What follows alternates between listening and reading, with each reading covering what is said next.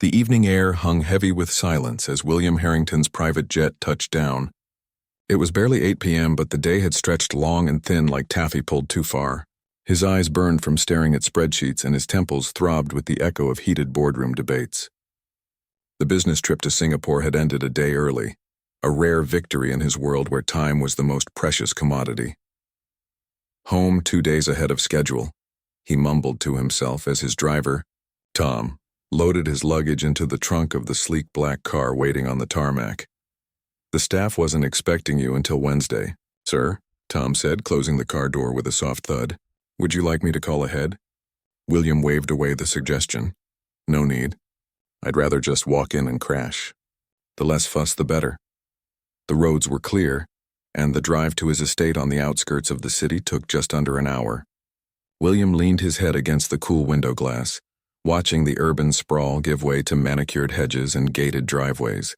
His mind drifted between the merger he'd just finalized and the mountain of work awaiting him tomorrow. At 48, William had built his tech empire from nothing but raw intelligence and stubborn determination. The son of a factory worker and a seamstress, he'd clawed his way up through scholarships, 16-hour workdays, and the kind of ruthless focus that left little room for anything else. Now, with a net worth that placed him firmly among the world's elite, he had everything and everyone at his fingertips. Everything except time. Everyone except someone who truly knew him. The car pulled through the wrought iron gates of his estate, tires crunching on the gravel driveway. The Georgian-style mansion loomed ahead, its windows mostly dark except for the soft glow of security lighting. William felt the familiar mixture of pride and emptiness as he looked at his home. 12 bedrooms, a pool house, tennis courts, and gardens that required a team of 5 to maintain. All of it beautiful, impressive, and hollower than he cared to admit. "Thanks, Tom. I'll see you tomorrow at 8, William said, grabbing his briefcase and overnight bag. "Good night, sir. Glad the trip was successful?" William nodded and headed up the stone steps to the front door. He punched in his security code and stepped into the grand foyer, expecting the usual tomb-like quiet that greeted him whenever he returned home. Instead, the faintest hint of music teased his ears, so soft he almost thought he'd imagined it. He paused, setting his bags down slowly. The sound was coming from the West Wing, where the main living areas were located. Piano music, he realized. Something classical that stirred a vague memory from his college days when he'd taken a music appreciation course to impress a girl whose name he could no longer recall. William frowned. None of his household staff played the piano, at least not that he was aware of. And his 7-foot grand piano in the living room was more of a showpiece than an instrument, gathering dust between the rare occasions when he hosted events with hired musicians. Curiosity pulled him forward. He moved quietly through the dimly lit hallways, the music growing clearer with each step. Chopin he now recognized, one of the nocturnes. The playing was hesitant at times, as if the pianist was remembering rather than reading music. But there was an undeniable emotion in the interpretation that made the hair on his arms stand up. William reached the arched entrance to the living room and stopped dead in his tracks. In the soft glow of a single lamp, a young woman sat at his piano, her back to him, completely absorbed in the music flowing from her fingers. She wore the simple gray dress and white apron of his housekeeping staff, her dark hair pulled back in a practical bun at the nape of her neck. For a moment, William couldn't place her. Then recognition dawned. Elena, the new maid his house manager had hired 3 months ago.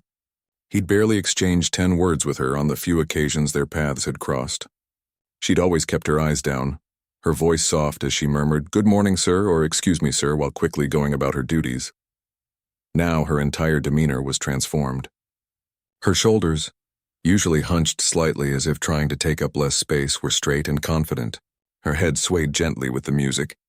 And her hands he'd only seen clutching cleaning supplies, moved across the keys with the grace of someone who had spent thousands of hours mastering their craft. William stood transfixed, afraid to move lest he break the spell. The piece built to its emotional peak, Elena's body swaying more pronouncedly, her foot working the pedals with practiced precision. The final notes hung in the air, resonating through the room and through William's chest in a way he couldn't quite explain. In the moment of silence that followed, he saw Elena's shoulders rise and fall with a deep breath. Then she began another piece, this one more complex and passionate than the last. William recognized it immediately. Beethoven's Moonlight Sonata, the third movement. His mother had played a recording of it on their old record player on Sunday afternoons, the only luxury in their otherwise frugal existence. Elena attacked the keys with surprising force, her fingers flying across them at a speed that left William breathless. This was no casual player, no hobbyist who had taken lessons as a child. This was someone with serious training, with years of dedicated study. As he watched, questions tumbled through his mind. How had he never known?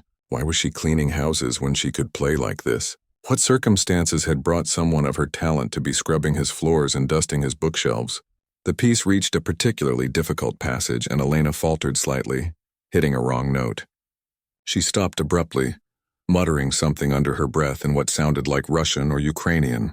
William instinctively stepped back into the shadows of the hallway, suddenly aware that he was intruding on a private moment. Elena rolled her shoulders, flexed her fingers, and started again from a few bars before the mistake. This time she navigated the difficult section perfectly, her concentration evident in the slight furrow of her brow visible in profile.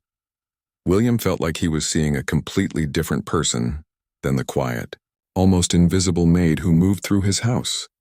The woman at the piano radiated confidence, passion, and a depth of feeling that struck him to his core. When was the last time he'd felt so moved by anything? When had he last allowed himself to be swept away by beauty instead of calculating its value? The piece ended with a flourish, and Elena sat still for a moment, hands resting lightly on the keys. Then she glanced at her watch and quickly stood up, smoothing her apron with suddenly nervous hands. She closed the piano lid with such gentle care, it might have been made of thin glass rather than polished wood.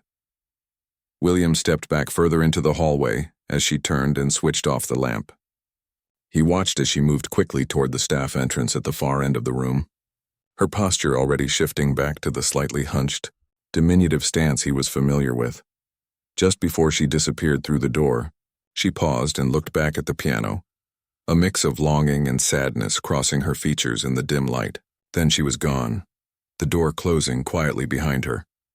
William stood in the dark hallway for several long minutes, replaying what he'd witnessed. In his world, people were easily categorized and valued according to what they could do for him or his business. Lawyers, executives, investors, service staff, each had their place and purpose. But Elena had just shattered that comfortable framework, revealing depths and complexities he hadn't bothered to imagine. He walked slowly to the piano and lifted the lid, running his fingers lightly over the keys she had brought to life. The instrument had cost more than some people's homes, chosen more for its appearance than its sound. Yet in Elena's hands it had produced music that stirred something long dormant in him. William lowered himself onto the bench where she had sat. The slight warmth lingering there made the encounter feel more immediate, more real. He pressed a key, the single note sounding hollow and lifeless compared to the cascading melodies Elena had created. His phone buzzed in his pocket, probably another email that couldn't wait until morning. Another problem that needed his immediate attention. Another demand on his time and energy. For once he ignored it. Instead, he sat in the dim room, wondering about the woman who cleaned his house and played like a concert pianist when she thought no one was listening. Wondering what other talents and stories might be hidden within the people he passed every day without really seeing. And for the first time in years, William Harrington, the man who could buy almost anything, felt truly poor in knowledge of the human spirit. The shock of this realization kept him seated at the piano long into the night, even as the house settled around him, and the last notes of Elena's playing faded from his memory. William barely slept that night. The melodies Elena had played kept looping through his mind, mingling with questions about who she really was. By morning, his curiosity had grown into something close to obsession. He needed to know more. Over breakfast, a protein shake he drank while standing at the kitchen counter, William called his house manager, Mrs. Chen. The new maid, Elena. "What's her background?" he asked after the usual morning pleasantries. There was a brief pause on the line. "Is there a problem with her work, sir? I found her to be extremely thorough and reliable." No problem at all," William assured her quickly. "Just curious. She seems different." Mrs. Chen's voice softened.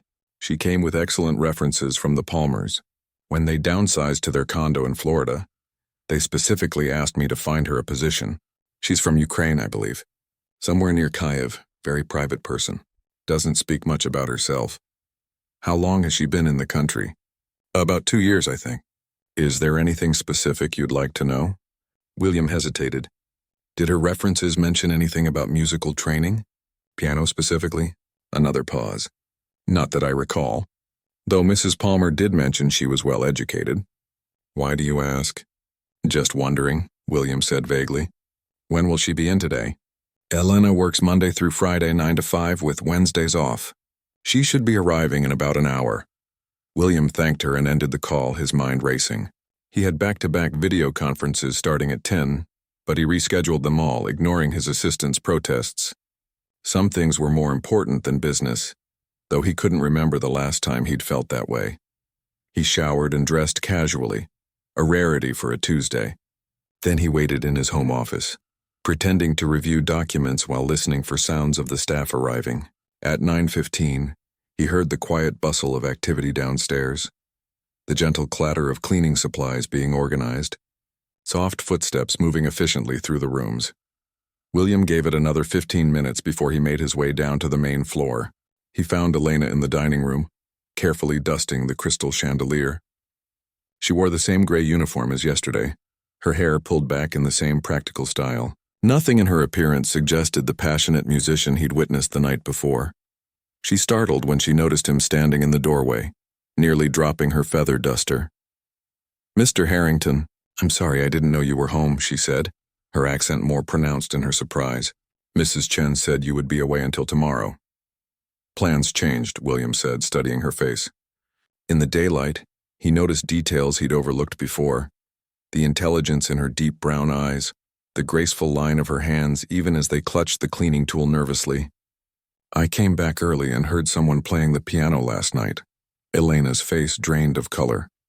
Her fingers tightened around the handle of the duster, knuckles turning white. "I'm so sorry, sir. I should never have touched it without permission. It won't happen again." William waved away her apology. "That's not why I'm bringing it up. You play beautifully, better than anyone I've heard in person before." Elena looked down, a flush replacing the pallor on her cheeks. "Thank you, sir, but I should get back to work now." She tried to move past him, but William stepped into her path, not in a threatening way, but with genuine interest. "Where did you learn to play like that? You must have had years of training." Elena hesitated, clearly uncomfortable with his attention. "It was a long time ago. Another life." William could see her withdrawing, building walls between them, and he felt a sudden, unfamiliar desire to break through. "Please sit with me for a moment, just talk. I'm not upset about the piano, quite the opposite." She glanced at her watch, then toward the hallway as if calculating an escape route. Finally, with obvious reluctance, she followed him to the sitting room. William gestured to an armchair, but Elena perched on the very edge of the sofa instead, her posture rigid. She placed her feather duster neatly beside her, her hands folded tightly in her lap. William sat across from her, leaning forward with his elbows on his knees. "How long have you been playing?" he asked. Elena sighed, seeming to accept that this conversation was happening whether she wanted it or not. "Since I was 4, my mother taught music at the local school. She started me on piano as soon as my fingers could stretch across the keys. And later, you obviously had professional training." A small, sad smile flickered across her face. "I studied at the National Music Academy of Ukraine. I was on track to become a concert pianist." The pride in her voice was unmistakable, though quickly suppressed. William nodded, the pieces starting to fit together. "What happened?" Elena looked away, her gaze settling on the rain that had begun to fall outside the window. "Life happened, Mr. Harrington. My father got sick, cancer. The treatments were expensive. Ukraine's healthcare system," she trailed off, shaking her head. "I had to quit school in my 3rd year. I taught piano lessons to children for a while, but it wasn't enough. So you came to America?" "Eventually. After my father died, there was nothing left to stay for. My mother had passed years earlier. I came on a work visa, sponsored by a family in Boston who needed a nanny. When that ended, I found work where I could. Cleaning houses pays better than you might think, especially for someone without a completed degree." William tried to imagine it, going from concert halls and conservatory life to scrubbing toilets and dusting chandeliers. The waste of it struck him as almost criminal. Do you still practice regularly? He asked. Elena shook her head. Not regularly, no. Most houses I clean don't have pianos. And even if they do, she gestured vaguely, it's not appropriate. Last night I thought the house was empty. Why did you stop after the Beethoven? You seemed frustrated. Elena looked surprised that he'd recognized the piece. I'm out of practice. My fingers don't move like they used to. And that third movement requires technical skills that fade without daily work. But you still love it, William said. It wasn't a question. Elena's eyes met his, and for the first time he saw a flash of the passion he'd witnessed last night. Music isn't something you choose, Mr. Harrington, it chooses you. Not playing feels like... She searched for the right words. Like holding your breath. You can do it for a while, but eventually you have to breathe. William understood suddenly why she had risked playing his piano when she thought the house was empty. It wasn't a choice, but a necessity. Would you play something for me now? He asked. Elena's eyes widened. Now? But I should be working. Mrs. Chen works for me, William said gently. And right now I'd rather hear you play than have my chandelier dusted. Elena looked down at her hands. Workers' hands now, with calluses and small cuts from cleaning chemicals. She flexed her fingers unconsciously. Just one piece, William urged. Whatever you'd like. After a long moment, Elena stood and smoothed her apron. William followed her to the living room, where she approached the piano with reverence. She sat on the bench, adjusting it slightly, and placed her hands on the keys without playing, as if reacquainting herself with an old friend. This is Rachmaninoff, she said quietly, his prelude in G minor. It was the last piece I performed in public before I left school. She began to play, and William felt the same shock he'd experienced the night before, but stronger now in daylight, watching her transformation happen before his eyes. The timid maid disappeared completely, replaced by an artist of extraordinary talent. Her body swayed with the music, her face alive with emotion as her fingers coaxed sounds from the piano that made William's chest tighten with feeling. The piece was dramatic and powerful, with crashing chords and delicate runs that showcased both technical skill and deep musicality. Elena played with her eyes closed at times, completely transported, and William understood what she'd meant about breathing. This was her oxygen. When the final notes faded, Elena sat still, hands resting on the keys. Neither of them spoke for a long moment. William was afraid to break the spell, to send her retreating back behind her walls of polite deference. Finally, she turned to face him, her eyes bright with unshed tears and the lingering exhilaration of the music. Thank you, William said simply. That was a gift. Elena nodded, looking down at her hands again. I should get back to work now, Elena, William said, stopping her as she rose. What would you think about playing more regularly? Using the piano whenever you want, not just when you think no one is listening? Hope and suspicion warred on her face.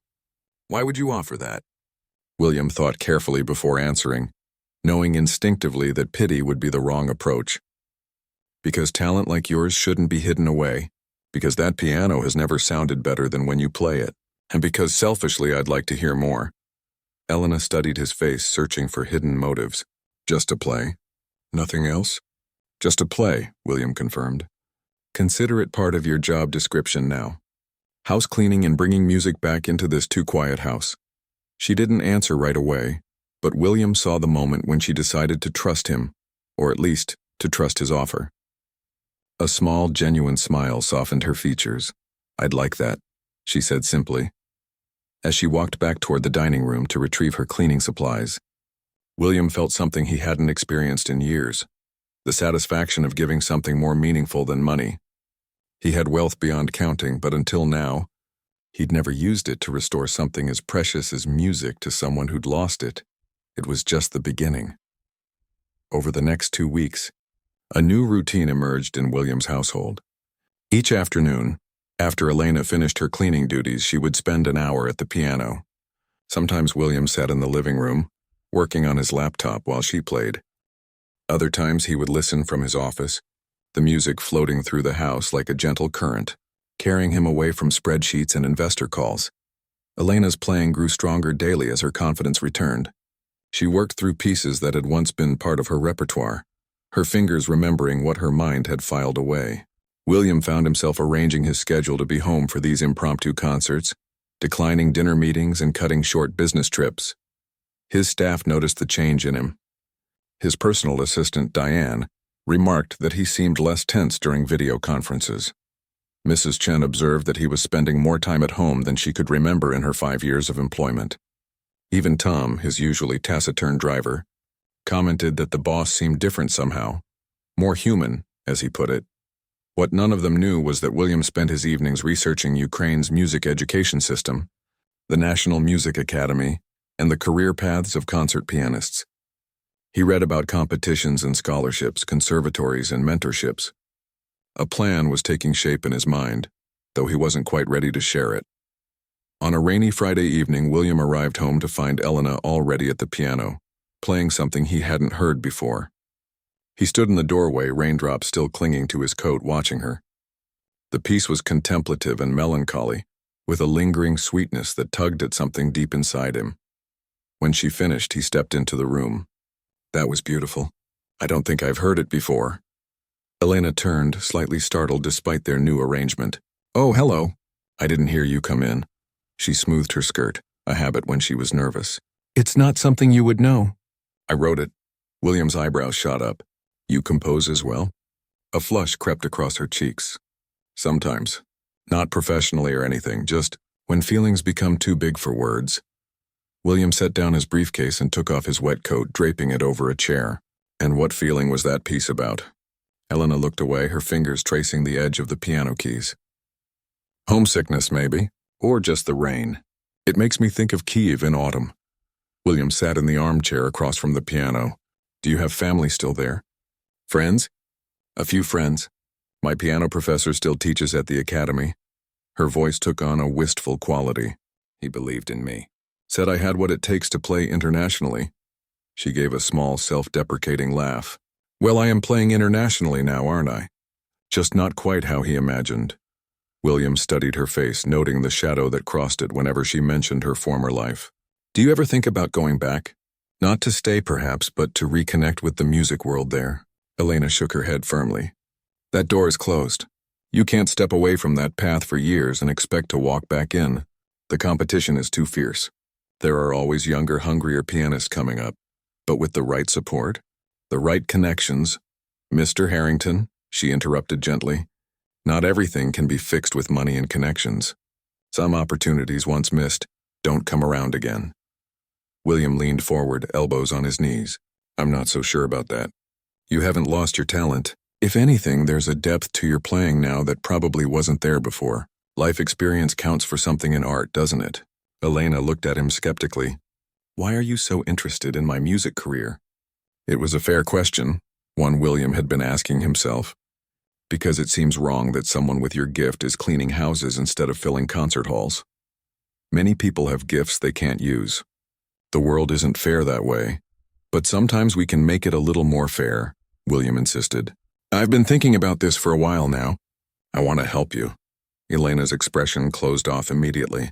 "I don't need charity, Mr. Harrington." "It's not charity," William said quickly. "Think of it as an investment." "In what?" "A 30-year-old former music student with rusty skills and no degree? That's not a very sound investment." William stood and paced the room, suddenly energized. "You're wrong. I've made my fortune by seeing potential where others don't.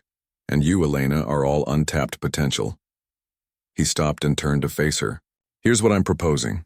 I will sponsor you to complete your education, either here or back in Ukraine. I'll arrange for you to study with top instructors to practice as much as you need. When you're ready, I'll use my connections to help you secure auditions, recitals, whatever makes sense." Elena stared at him, her eyes wide with disbelief. "Why would you do that?" William struggled to articulate something he didn't fully understand himself. Because talent like yours is rare. Because music matters. Because I've spent 20 years making money, and now I'd like to make something beautiful." He paused. "Or rather, help you make something beautiful." Elena stood up from the piano bench, her hands clasped tightly together. I don't know what to say." "Say yes," William urged. "Let me help you reclaim what you lost." Elena turned away, walking to the window where rain streamed down the glass like tears. "You make it sound so simple." "It can be." She turned back to him, her face troubled. "No, it can't. You're my employer. If I accept this offer, What does that make me? What would people think? William hadn't considered that angle. Who cares what people think? I do, Elena said firmly. I've worked hard to build a respectable life here on my own terms. I clean houses because it's honest work that pays the bills. I don't want to be— She hesitated. Be what? Someone's project. Someone's charity case. Or worse, someone's— She didn't finish the thought, but her meaning was clear. William felt a flash of anger, not at her, but at the situation that made his intentions suspect. That's not what this is about, isn't it? You're a wealthy, powerful man offering to spend a small fortune on a woman who works for you. What would your friends say? What would mine think? William ran a hand through his hair in frustration. I hadn't thought about it that way. That's because you don't have to, Elena said softly. When you have power, you don't always see how it looks from the other side. The room fell silent except for the patter of rain against the windows. William felt a strange hollowness in his chest. He'd been so caught up in his grand plan that he hadn't considered how it might appear to her, or how it might compromise her dignity. I apologize, he said finally. I didn't mean to offend you. Elena's expression softened. You didn't offend me. It was a generous offer, truly, just complicated. William nodded, trying to hide his disappointment. I understand. Forget I mentioned it. Elena returned to the piano and sat down, her fingers hovering over the keys without touching them. I can't forget it, she admitted. It's the kind of offer every struggling artist dreams about. A patron, a benefactor. She looked up at him with a mix of longing and wariness. But dreams can be dangerous. William moved closer to the piano. What if we found a way to make it less complicated? What if instead of a personal sponsorship, it was a scholarship through my foundation? Everything above board, professional. You have a foundation that sponsors adult music students? Elena asked skeptically. I could, William said. I've been looking for a new philanthropic focus anyway. Elena shook her head, but there was a hint of a smile now. You'd start an entire foundation just for this? Not just for you, William clarified. For people like you, talented artists who've been derailed by circumstances beyond their control. The idea took root as he spoke, growing from a convenient fiction into a genuine possibility. There must be thousands of musicians, painters, writers who had to give up their art for practical reasons. What if we could give some of them a second chance? Elena studied his face. You're serious about this? I'm starting to be, William admitted. But right now I'm just asking you to consider my offer. Take some time. Think about it. You don't have to decide today. Elena nodded slowly. I will think about it. She placed her hands on the keys again. Would you like to hear something else while you consider your new foundation? William recognized the gentle shift in conversation, her way of asking for space to process. I would like that very much. She began to play something light and hopeful, a contrast to the melancholy piece from earlier. William closed his eyes and listened, letting the music wash over him. When he opened them again, he watched Elena's face as she played, the small smile that curved her lips, the furrow of concentration between her brows, the complete absorption in the moment.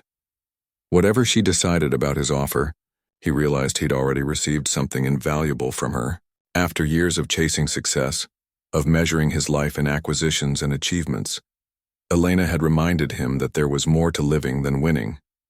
There was beauty, vulnerability, connection. There was music. And for now, that was enough. A month passed and autumn deepened around William's estate.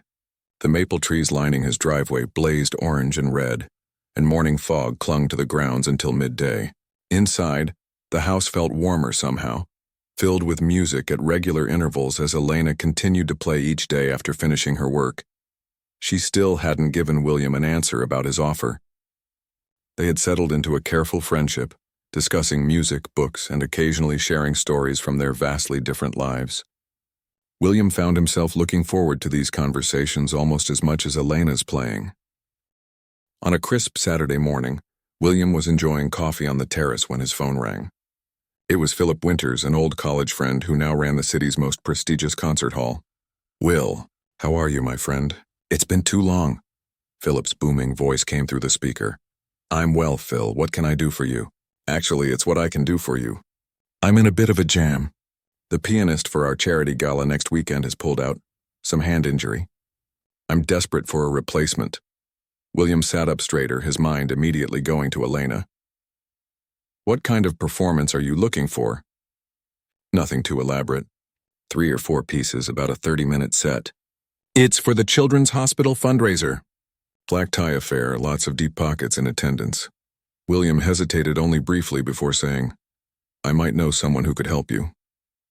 Really? A professional? Former conservatory student. Extraordinary talent. Former? Will, I need someone who can handle the pressure. This isn't an open mic night. William felt a flash of irritation. Trust me, Phil. She's better than whoever you had booked. Give her a chance to audition at least. There was a pause on the line. She? Interesting. All right. Bring her by on Monday. 2 o'clock? But I'm warning you, Will, if she's not up to standard, she will be, William said firmly. See you Monday. After ending the call, William sat for a long time staring out at the autumn landscape. He had no right to volunteer Elena for this. What if she wasn't ready? What if she didn't want to perform? He was overstepping, making decisions about her life again. Yet he couldn't shake the conviction that this opportunity was exactly what she needed. A gentle re-entry into the world of performance, with no long-term commitments, just one evening of music. He found Elena in the library dusting shelves of books that rarely saw use. She turned when he entered, a questioning look on her face. Elena, I may have done something presumptuous, he began, deciding honesty was the best approach. An old friend called. He runs the symphony hall downtown. They need a pianist for a charity event next weekend, and I mentioned you. Elena froze, feather duster in midair. You what? I know I should have asked first. It just seemed like such a perfect opportunity. She put down her cleaning supplies and faced him fully. Mr. Harrington, William, please. After all this time, I think we can use first names. William, she said, the word awkward on her tongue. I'm not ready to perform publicly. I haven't been on stage in years. But you're playing beautifully now. Better every day. For you. In private. That's different from a room full of strangers at a formal event. William stepped closer. It's just one performance. A charity gala. 30 minutes of music for people who are there to donate money, not critique your technique. Elena ran a hand over the spines of the books, buying time. When would this be? Next Saturday. But there's an audition on Monday.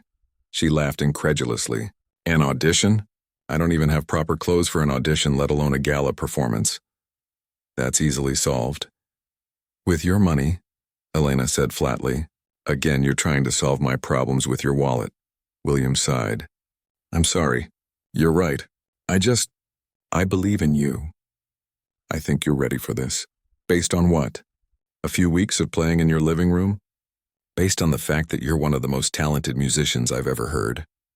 Based on the passion that comes through in every note you play. William paused, choosing his words carefully. I'm not trying to push you back into a career if that's not what you want. But if you do want it, even a little bit, this could be a first step. Elena walked to the window, looking out at the same autumn scene William had been contemplating earlier. I don't know if I can do it, she said quietly. What if I freeze up? What if I make a fool of myself? Then you'll have tried at least. Isn't that better than wondering what might have happened? She turned back to him, a flicker of something, determination maybe, in her eyes. What would I play? William felt a surge of hope. Whatever you choose. What pieces are you most comfortable with right now? Elena thought for a moment. The Chopin nocturnes are coming back to me well. And the Rachmaninoff prelude, perhaps the Bach Italian concerto. That sounds perfect for a charity gala. Recognizable but substantial. Elena took a deep breath. If, and this is a big if, I agree to the audition, I would need time to practice properly. Hours. Each day. Take all the time you need. Mrs. Chen. Can reassign your duties? Temporarily. And I would need to borrow appropriate clothes for both events. William nodded. Of course. And, Elena continued, raising her chin slightly, if they offer to pay me for the performance, the money would be mine. Not deducted from my salary here. Absolutely, William agreed quickly. Though I doubt they'll pay much for a charity event. Most performers donate their time. Then I will do the same, Elena said. But on my terms as a professional, not as your... She hesitated. Not as my employee, William finished for her. As a pianist, I happen to know. Elena seemed to be waging an internal battle. Finally, she nodded. All right. I will audition, but I make no promises about the performance itself. William resisted the urge to hug her. Instead, he simply said, "Thank you for considering it." The next 2 days passed in a blur of activity. Elena practiced relentlessly, stopping only for meals and a few hours of sleep. William arranged for a dress for her audition, simple but elegant, delivered without fanfare and left hanging outside her quarters with a note that said only, "In case you need this." No pressure. Monday arrived with a nervous energy humming through the house. William tried to stay out of Elena's way, busying himself with work calls that required only half his attention. At noon, she emerged from the staff wing in the borrowed dress, her hair pulled back in a neat chignon rather than her usual practical bun. "You look like a concert pianist," William said with a smile. "I feel like I'm going to be sick," Elena replied, but returned his smile weakly. The drive to Symphony Hall was mostly silent. William could almost feel the tension radiating from Elena as she stared out the window, occasionally flexing her fingers in her lap. When they pulled up to the imposing stone building, she took a deep breath. "You don't have to come in with me," she said. William nodded. "I know, but Phil is an old friend. It would be strange if I didn't at least say hello." He paused. "Unless you'd prefer to do this completely on your own." Elena considered this. "No," she said finally. "You can come, just let me play without watching me. It's too much pressure." "Deal." Inside, they were directed to the main auditorium where Philip Winters was talking with a small group of people near the stage. He broke away when he saw William, arms outstretched. "Will, right on time." His gaze shifted to Elena. "And this must be your mystery pianist." "Philip Winters, this is Elena Petrova." William introduced them. "Elena, Philip runs this place with an iron fist and a surprising amount of musical knowledge for a former business major." Philip laughed. "Guilty as charged." "It's a pleasure to meet you, Ms. Petrova. Will tells me you studied at the National Music Academy in Ukraine." "For 3 years, yes," Elena confirmed. "It's been some time since I performed publicly. Well, let's see what you've got. The Steinway is all yours." Philip gestured to the magnificent grand piano on the stage. Elena nodded and walked toward the stage, her back straight, her steps measured. William caught her eye as she passed and gave her an encouraging nod. "I'll be in the lobby," he mouthed, keeping his promise not to watch. In the empty lobby, William paced, checking his phone without seeing the messages that had accumulated. 10 minutes passed. 20. He was about to peek into the auditorium when the doors opened and Philip emerged, his face inscrutable. "Well?" William asked. Philip looked at him for a long moment, then broke into a wide grin. "Where the hell did you find her, Will?" "She's remarkable." Relief flooded through William. "I told you. You didn't tell me she was good enough to be playing with major orchestras. That Rachmaninoff was, well, let's just say our regular pianist might find himself with some competition." "So she's got the gala?" "Of course she's got the gala. I'd be an idiot to let her walk out of here without booking her. In fact," Philip lowered his voice, though they were alone in the lobby, "I've got a last-minute cancellation for our spring season. A guest soloist for the Tchaikovsky Piano Concerto No. 1. If she could handle that." William's heart raced at the implications. "One step at a time, Phil. Let's see how the gala goes." The doors opened again and Elena emerged, her face flushed, eyes bright with a mixture of exhilaration and disbelief. "Well?" William asked, though he already knew the answer. "Mr. Winters says I'll be playing at the gala," she said, her voice steady despite the emotion evident in her eyes. "He wants me to prepare 5 pieces instead of 3 in case there are encores." Philip clapped William on the shoulder. "Your friend is being modest, Will. I practically had to beg her to play for us, as if she was doing me a favor." He turned to Elena. "Ms. Petrova, I'll have my assistant send over all the details. Rehearsal on Friday afternoon, performance Saturday evening." After Philip left them, William and Elena stood in the grand lobby, sunlight streaming through high windows, dust motes dancing in the air. "How do you feel?" William asked. Elena shook her head slowly as if still processing. "I don't know, terrified, excited. Like I'm waking up from a long sleep." She met his gaze. "Thank you for pushing me when I needed it. You're the one who did all the work," William said. "I just made a phone call." As they walked back to the car, Elena moved with a new lightness, as if a weight had been lifted from her shoulders. and William realized something had shifted between them. The employer and employee dynamic had been replaced by something closer to partnership. The transformation had begun, not just for Elena, but for both of them. The night of the charity gala arrived with a sky full of stars and a crisp autumn breeze. Symphony Hall glowed against the darkness, its grand entrance lined with twinkling lights. Inside, the city's wealthiest and most influential people mingled in their finest clothes, champagne glasses in hand, checkbooks at the ready for a good cause. William arrived early, adjusting his bow tie as he entered the reception area. He had barely spoken to Elena in the past few days. She had taken a room at a hotel near the concert hall for the weekend, insisting she needed space and privacy to prepare properly. William had respected her wishes, though it left him feeling oddly bereft. The house seemed too quiet without her music filling the rooms. Philip spotted him from across the lobby and waved him over. "Will, perfect timing. Come backstage with me. Your pianist is driving my stage manager crazy with her perfectionism about the piano placement." William followed Philip through a side door and down a narrow hallway to the backstage area. There they found Elena in an elegant black gown, directing two stagehands who were making minute adjustments to the grand piano's position on the stage. "Just 2 inches further from the front edge," she was saying. "The sightline from the back rows will be better." William couldn't help but smile. This was a different Elena than the quiet maid who had worked in his home.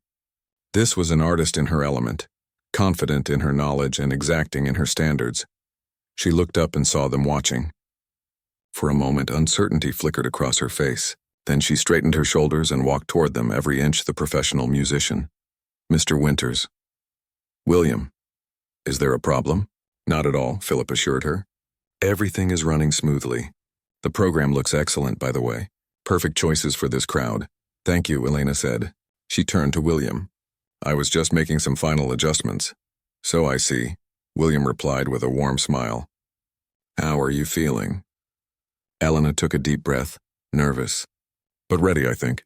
A stagehand approached them. "5 minutes until doors open, Miss Petrova." Elena nodded. "If you'll excuse me, I need a few moments alone before people start coming in." "Of course," William said. "Break a leg, as they say." A small smile tugged at Elena's lips. "We don't say that in Ukraine. We say neither fluff nor feather. It means may nothing get in your way." "Then neither fluff nor feather, Elena," William said softly. She held his gaze for a moment longer, something unspoken passing between them, then turned and walked toward the green room. Philip clapped William on the shoulder. "I don't know what you did to convince her to play tonight, but the Children's Hospital Fund is going to benefit enormously. Half the board members are classical music buffs." "I didn't do much," William said. "Just gave her a little push in the right direction." They returned to the main hall, which was now filling with guests in formal attire.